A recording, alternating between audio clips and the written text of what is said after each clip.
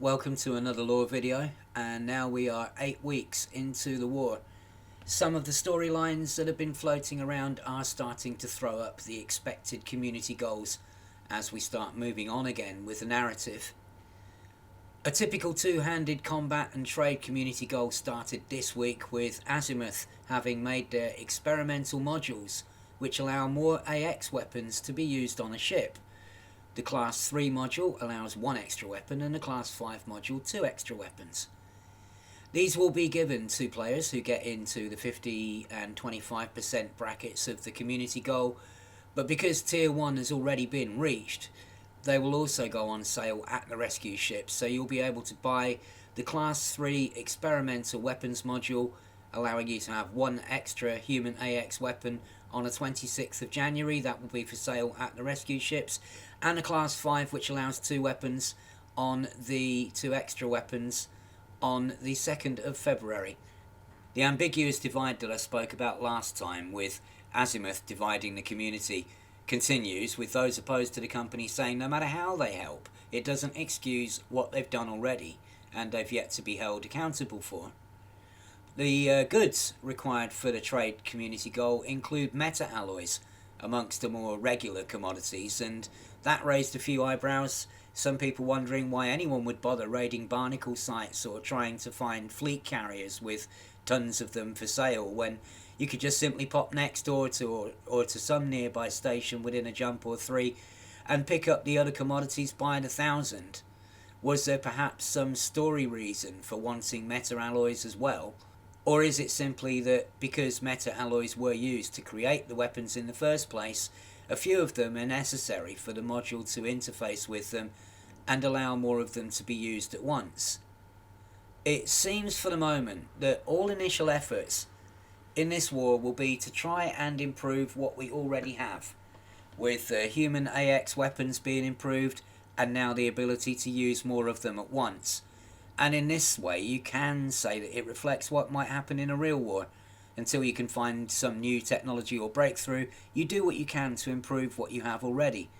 And for all of Azimuth's progress, that's all this is really doing. It's not getting away from using meta alloys in human AX weapons, and as a technology it remains to be seen how much use it will continue to be. Some players are already doing fine with 4 weapons and are saying the extra power trade-off to run the module and weapons may not be worth it, so we'll have to see.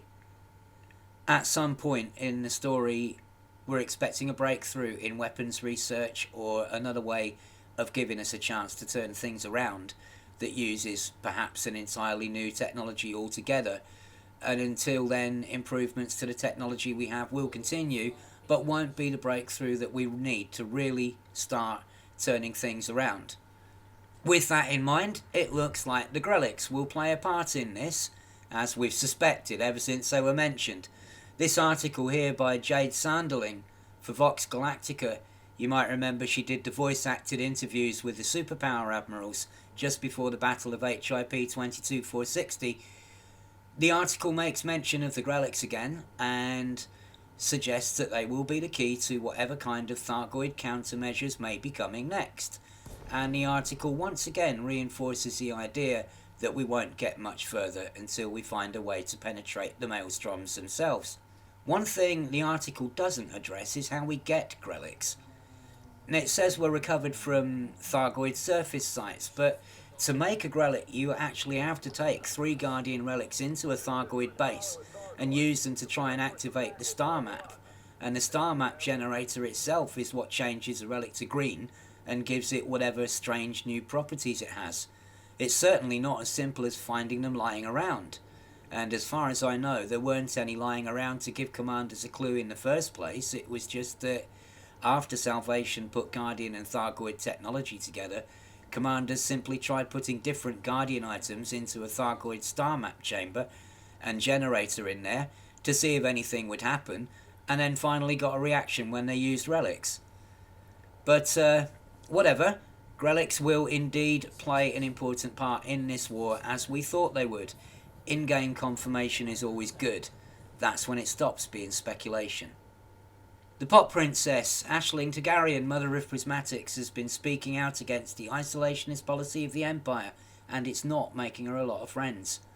She even risks alienating her own cousin Hadrian, who is bang alongside the isolationist policy, and this will be a divisive issue between them, with her being honour mother to his son and everything. She wants the superpowers to support Aegis again, and I've already said in previous videos why I think Aegis shouldn't touch the superpowers with a barge pole or let them anywhere near their work, but it's unlikely to happen anytime soon, so if a reformed Aegis ever backed by the superpowers ever came out of this, I'd be surprised at this point anyway. She's also suffering from the same delusion as Denton Petraeus. He said the Empire had the maelstroms contained, the situation contained, which is obvious nonsense, complete drivel. And she also seems to think the Empire has been able to hold its own. Well, there's a few Empire-aligned player factions whose systems got absolutely hammered by this war, who would probably have something to say about that, and I imagine that it would begin with B and have an L or two in there. Admiral Tanner has been pardoned by Zachary Hudson at E1000, the cold-hearted liquid metal president, proving once again that if you're classified as friend, you can get away with anything. Even if you're correct to suspect someone, it should never give you the right to kick their door down, drag them into a cell and ignore due process, but considering that human experimentation and murdering the entire crew of a megaship are also hand-waved away by the superpowers in general, it wasn't perhaps so hard to see this coming, and it seems pretty par for the course. None of these actions by the T-1000 seem to threaten his presidency in any way so far, so why would he stop being heavy-handed, overbearing, authoritarian and totally corrupt now? On to the war then, and a question that isn't a new one.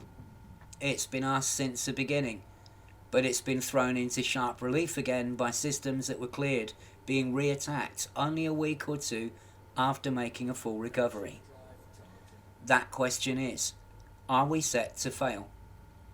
Since we're in no position to make any long-term strategies, as I said last time, so far everything we're doing so far is reactive. A system gets invaded or it comes under alert and we either react to stop it or we let it happen. There is no wider plan for stopping it happening in the first place, or even turning the tide at this point. And all our strategies are to do with optimising our time, optimising our work, and trying to put all our skills together to save as many systems as humanly possible each week, in what feels more and more like just an exercise in damage limitation, rather than any real way of fighting back. And this is causing frustration amongst players who would like to develop long-term strategies and feel like they're able to fight back, but they can't, because there's nothing to work with, and before any given theory can even be considered viable, it takes forever to test them and find out, with systems falling all the time, and Thargoids moving into 50 or more new systems a week. We also don't know how the targets changed, but they clearly have, a few times. I don't agree with Obsidian Ant when he says adjusting targets behind the scenes would be better than anything, including a dreaded reset, because it makes work more difficult for us when things are secretly made easier or harder to do, and I'd rather they announce the target changes than doing them in secret and us only noticing when we come to work a system. We don't think that target changes affect the conclusions we've come to so far, just the amount of effort needed to clear the progress bar for any given system type, but it doesn't help when you're trying to make sense of things. When the war began, alert systems had a week timer like the other systems and could have a few weeks to go as they counted down, but then just before Christmas all of the alert systems changed, and now they're only ever 1 week before invasion. And in general there's been a call from the player base for more in-game information in general to help us make decisions, as well as for bugs to be fixed like invisible interceptors, hyperdictions that happen but without the hyperdiction, so you jump to the same star twice but without the hyperdiction actually happening, or the continued buggy anti-Xeno conflict zones which are not completing properly or have other issues. With the effort needed to clear one system, FDev need to get on these fixes, not wait for the next update to fix them, so that what we can do, at least that works properly. Thargoid controlled systems seem to be easier to clear. with one previously uninhabited system cleared already, and a previously inhabited one being worked on. Be interesting to see what the results of that test are. But if we could reclaim some of those systems that we've lost, while saving as many as we can in the first place, that seems to be the only way we can even try and turn things around right now. Otherwise, it seems that every system that we save will be constantly re-invaded, and we'll be stuck at those systems in a stalemate, playing this game of galactic whack-a-mole as we save them again and again. I find it ironic that a while ago now, in one of my previous videos, when we were talking about the way the stations used to get attacked and systems used to get attacked by the Thargoids, and I said that for years we'd had Thargoids attacking and retreating, with neither side getting anywhere or achieving what anyone could really call a result. And so back then we were also playing a kind of galactic ping pong with them. And I said back then that something had to give to move things on. And here we are now, in different circumstances, but the same quandary. And once again, before something can move on, something has to give. Thanks for watching.